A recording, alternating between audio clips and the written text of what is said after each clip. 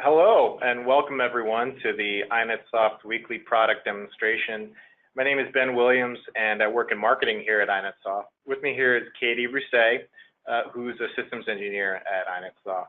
So we're going to spend about a half hour on this demo today. We're going to give a brief introduction to our flagship product and to our company. And then Katie's going to give us a short 25-minute demo of dashboarding and the visualization capabilities of the product and its application for big data analytics. Now, we do have time for a few questions at the end. If you have any of those, just type them into the GoToWebinar question panel. If we don't get to your question, we'll reach out to you privately. So whenever you think of them, you can just enter those.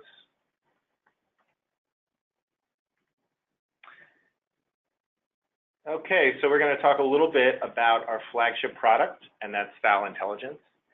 This is an all-inclusive BI platform for dashboarding, reporting, and analytics. It has three main components. As you can see here, there's the visualization aspect, so that's dashboards and interactive visual analysis. There's publishing, which refers to the more traditional kind of paginated reporting, as well as PDF and online reporting. This is really the original basis for BI, but it's a capability you don't see in a lot of popular visualization vendors out there today. Now, the data block is our data access layer. It's the technology for accessing different bits of data and mashing them up into reusable components for reuse in dashboards and in reports. So just a little more on the data block.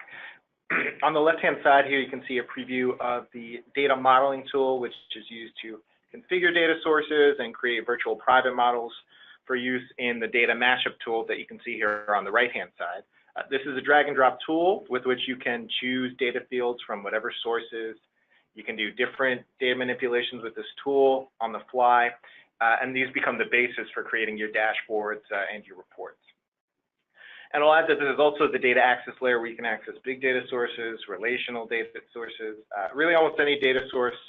It has the capability for caching, which is our solution for high performance on big data sets.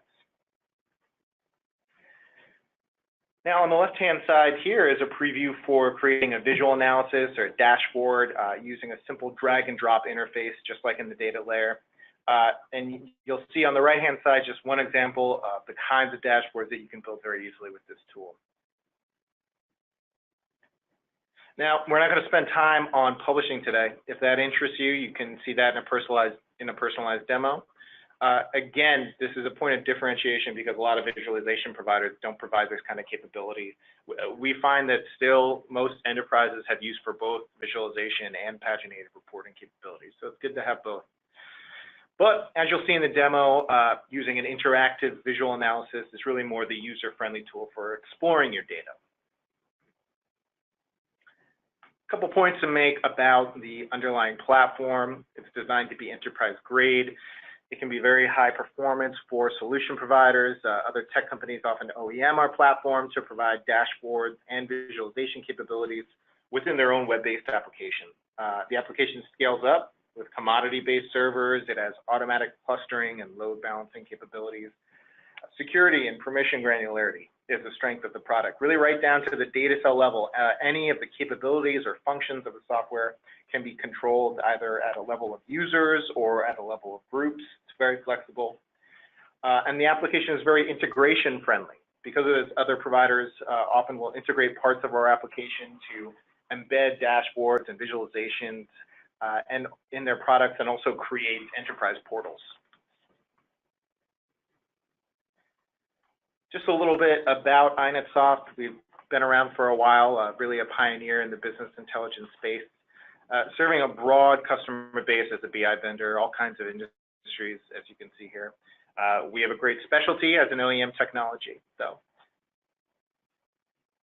A few more points for those who may be considering selection a little bit more closely. Our primary delivery model is as an on-premise application, and we offer a great amount of flexibility in licensing based on concurrent users or the number of CPUs. We also offer annual subscription models. Our licensing is even more customizable for OEMs. We can customize it to your business model, so that's not a problem. A few key points of differentiation. For enterprises, our solution is IT friendly. It is the easiest to deploy and to support, and it has a high level of self-service that keeps both business users and IT very happy. For OEMs, being able to customize any and all parts of the application makes for a very private label friendly solution. Now, to compare with a few other visualization vendors, such as ClickTech or Tableau, we actually do have as strong visualization as they do, but we also have reporting capabilities and more IT controls and customization capabilities.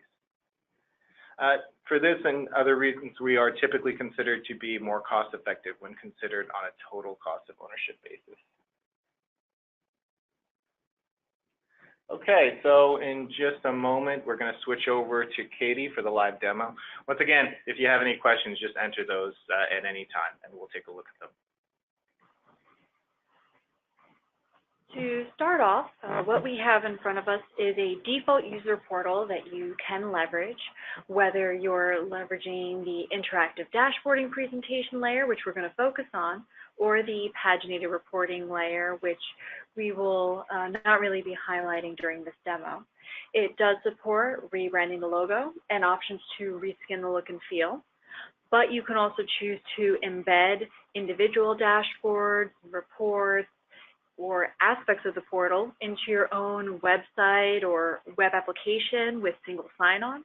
So this way you can have the users logging in to a system that they're using for, say, data entry and other day-to-day tasks, and then clicking on a link or tab to seamlessly invoke a dashboard or report, or maybe an entire repository of assets that they can run. Getting started with the dashboards from an end user experience, here in my user portal, I have my dashboard tab with some of my favorite dashboards.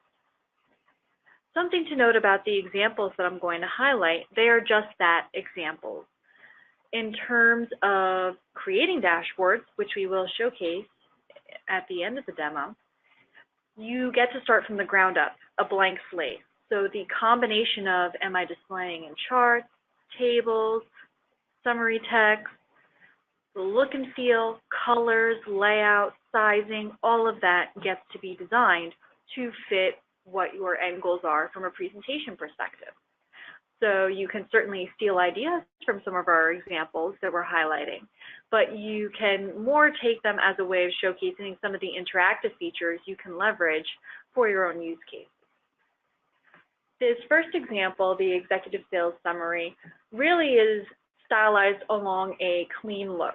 So some of the axes labels and legends have been hidden to leverage the in-browser capability of you being able to mouse over and see through the tooltip what value is being displayed. They've been stylized to really read easily and give that bit of information at the fingertip of the user without necessarily having the clutter of all the labels as part of the layout.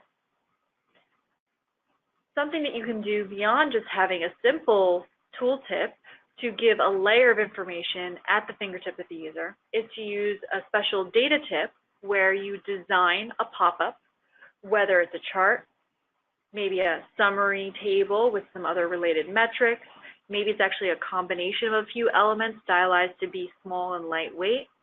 It'll be able to automatically, based off of how, say, your other chart is broken down, then highlight only the portion of data with those other calculations, with that other way of looking at the data. It's going to declutter your dashboard to have maybe some data tips over having additional elements spread throughout the layout, and it's just going to be a way of seeing a little bit more information. Of course, having layers of information can also be facilitated through interactive filters. Date ranges are a great way of doing that. You can utilize a condensed slider where you can just do a between range. You can also use a calendar element as well for doing very specific date picking. And this way I can look back historically, maybe see how things have progressed over time, but yet still focus on the here and now, the most recent numbers, which tend to lead to more immediate actionable items for end users. This flexibility can allow one dashboard to facilitate both types of users, those that need to look back at historical trends and those that need to make immediate decisions based off of where the numbers are at right now. Of course, list filters are also a traditional way of performing interactive filtering, where you can isolate your data, maybe open up a little bit, do very specific combinations of filtering. And in some cases, your filters might have a form of, say, product lines and then product line subtypes and so on, where you could actually have more of a hierarchy view for this, for further filtering and isolating. Just one option you can leverage with the list filters, which can be a great way of being able to focus your data.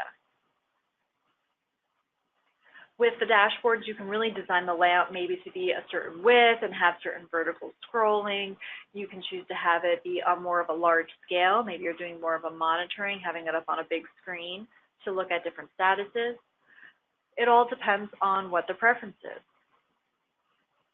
You can also build in some other interactive options to provide dynamic options, facilitating one chart or table being multiple charts and tables at the same time. In this example, we're able to highlight the concept of dynamic data binding. The dynamic data binding is going to allow you to potentially change the metric, the calculation that you're showcasing on maybe one or more than one chart or table. It could also be tied into multiple aspects of a chart or table as well. So you could have more than one selector where maybe you're changing how something is broken down. Maybe you want to be able to split out and subdivide it by various color blocking. You want to be able to change the metric. So now the one chart is 3 charts or 10 charts in combination. This can also be really great for a more condensed mobile view because it's going to facilitate having less elements on the dashboard. Of course, you can have as many or as few list filters and other things for interacting and filtering and further isolating the data or opening back up. But you are going to get a fundamental difference in behavior when you're working with charts versus working with tables, because tables can be summarized or have a lot of detail rows in them. You might find that you're going to have quite a few rows coming back into your table. We don't want that to negatively affect the layout of the dashboard. So it will automatically, after you've set kind of the target space it's allowed to take, to have additional rows revealed through scrolling, whether it's vertical or horizontal, depending on if maybe you have more additional column expansion as well. Different options that you can facilitate. Lots of flexibility. In a lot of cases, in particular, when you're focusing on someone who's very much on the go with wanting to see a couple of maybe certain sets of filters, jump in and see this particular view, and then switch to maybe a different combination of filters for scenario B and then scenario C, and then be off and running. You can capture preferred filters, changes to input through a mechanism called bookmarking. When you go to save a new bookmark, you are able to share it with other users, but all dashboard and data row level security that is supported would still be applied. But this way you can actually have more of a collaborative situation. And in some circumstances, by having various bookmarks, you can have a whole listing, have one of them set to be your default, not even the original design view, and then jump to your next bookmark and jump to your next bookmark. So that way you can facilitate having a combination of filters and changes to input to jump to, and potentially even tie this into the capability for scheduling. You can empower the end users to be able to schedule dashboards and reports for emailing, where it can be exported as a snapshot, attached. Maybe it's Mondays before the Monday status meeting, maybe it's every day, maybe it's on a more of a monthly basis. Lots of different options when you're looking to do forms of scheduling, and having the ability to bookmark preferred filters on the list and yet have it run for the most recent data can provide a lot of flexibility with that scheduling. Of course, with that scheduling, it's also tied into what exporting is supported for the dashboard. You can export to Excel, PowerPoint, PDF, and so any of those could be tied into what is going to be attached during that scheduling process. And if all of that collaboration is not quite enough for what you're wanting to focus on, the users can also look to make their own little changes to charts or to summary tables through ad hoc data binding. The ad hoc data binding is actually going to allow me to enter into the look of my chart and see my nice, neatly labeled business description and allow me to change up what is being shown within my chart. Maybe I actually want to change up different color selections.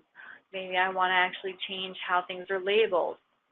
Perhaps I wanted to do a toggling and change it to be, you know, more of a horizontal versus a vertical graph. All of these different options to customize my chart. And now when I come back in, I have my customized view of the chart that can be remembered in my bookmark. Or better yet, if in doing this customized analysis, maybe with specific filters, I identify an outstanding point in my data, I can go ahead and make an annotation or a comment. And with that annotation or comment, that can be captured and stylized, and then included in the concept of maybe direct emailing to someone. Hey, please review this, please look at this. Captured in a bookmark, so that way you can revisit it. Printed off, exported off. Now, there are some built-in ways where if you wanted to maybe in coming in to do the investigation, find out where is that number coming from. Built into the summary charts and tables as well is a mechanism known as the show details. The show details is going to bring up whatever rows from the results set. Now I say results set or data set instead of data source because the tool does support on demand, bringing together data from more than one data source, applying the appropriate business relationships, and having that combined data set be the basis of the dashboards and the report. And in some circumstances, you might have some calculations built in, some pre-filtering, and then traditionally the charts and summary tables are then performing additional calculations, whether it's standard deviations, percents of grand totals, sums, averages, and so on. It's doing it on, in most cases, more than one record, and you can always extract it out if you needed to and further investigate the show details.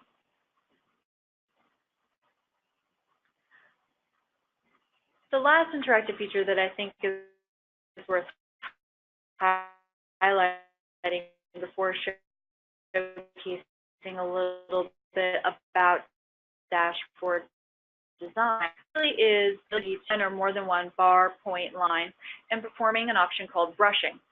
What that's going to do is it's going to highlight that data in proportion of the global context. So based off of any of the filters and everything, I have my trends over time broken down by quarter. When I look at the incorrectly done, I can see what portion they make up out of everything based off of the filtering. This is a relationship the tool is able to automatically do. And it's going to give you more of that drill down relationship from element to element that you might not find elsewhere. Of course, the dashboards do support the more traditional drilling where you can have it click and link to a website or a web page, maybe internal to an application, passing along values. You can also have it drilling to other dashboards, to other reports, all sorts of other interactive options that maybe we're not necessarily highlighting during this demo. But we can certainly do a more personalized demo for anyone interested and even touch on what differentiates the dashboarding layer from our reporting presentation layer. But we really want to highlight a little bit about design before wrapping up this mini demo. If I jump into my web-based designer, this is something that as a developer, I would be able to create a dashboard from scratch, preview, do testing, and then push it into a system that's servicing the end users. Or it could be something that you empower end users. Maybe you term them power users, advanced users, to be able to actually create for themselves. In a situation where they're creating for themselves, you're able to control which data sets, whether it's a mapped relationship that's from one data source or a specific query result set from a data source, or the composition from our data worksheet layer where you can, again, mash up or do special preparation on the data. You can control which data sets the users can use, and then they're given a blank slate for design. This is what I was talking about your look and feel and your choices on the dashboard. You really can make it be focused on the best way to look at your data. All of this is going to be drag and drop. So I have my toolbox with my data view components, my filters, outputs that can be used for KPIs and simple displays, forms that can be used for dynamic data binding and what if calculations with shapes giving me that look and feel layering if I need it.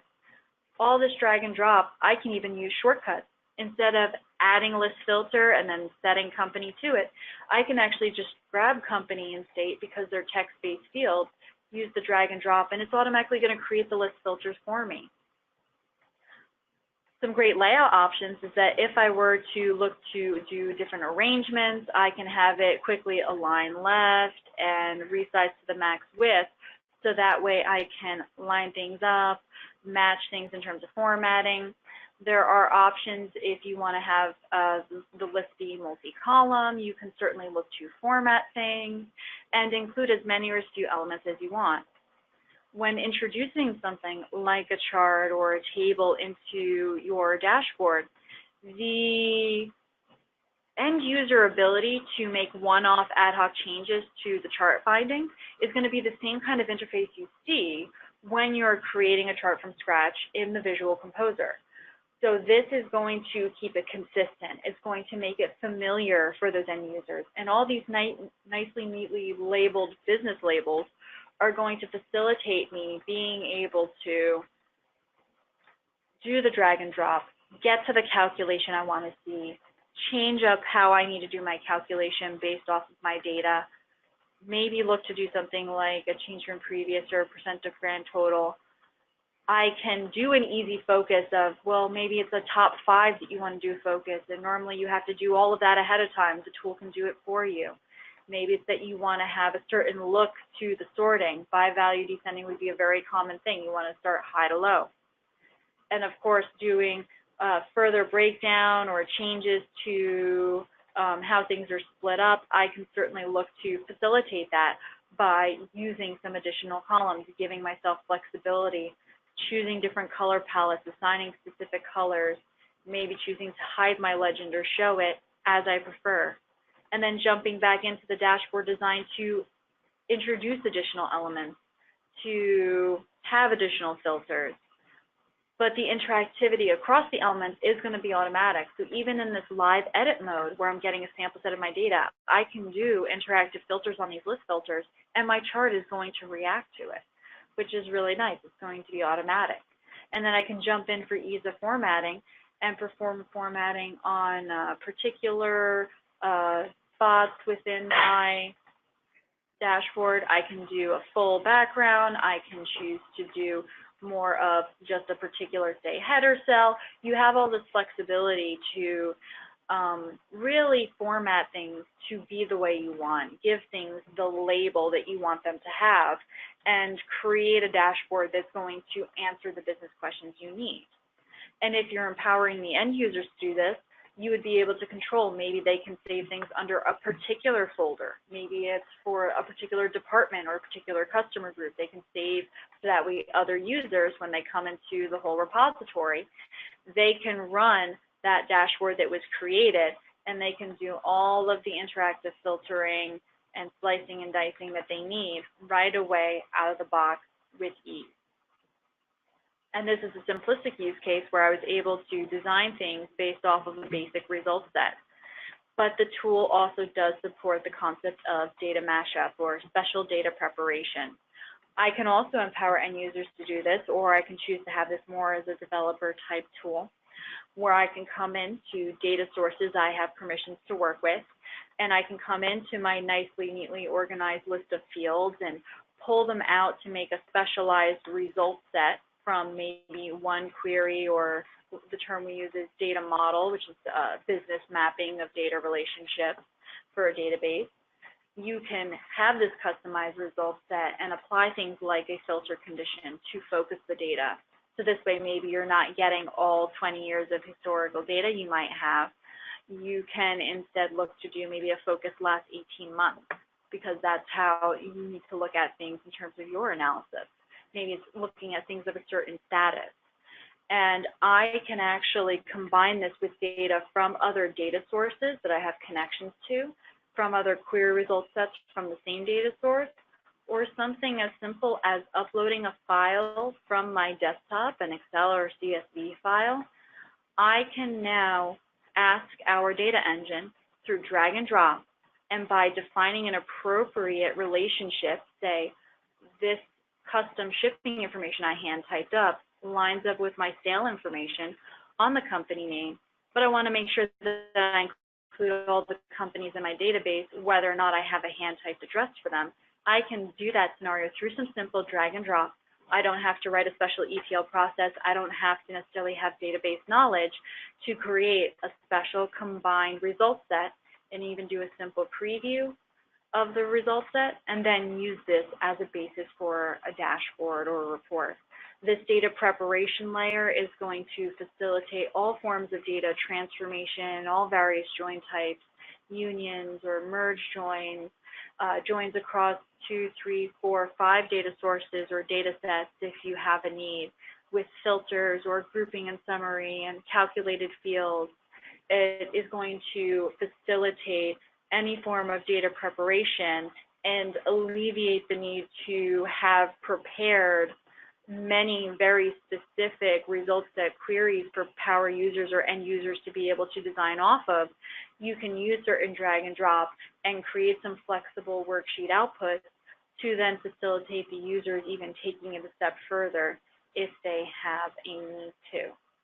I know that this is a lot to take in. There's a lot of little features that we weren't necessarily even able to highlight during this demo. But I'm going to go ahead and I'm going to turn things back over to Ben, so that way we can cover maybe some different questions that are coming in from those who are attending today.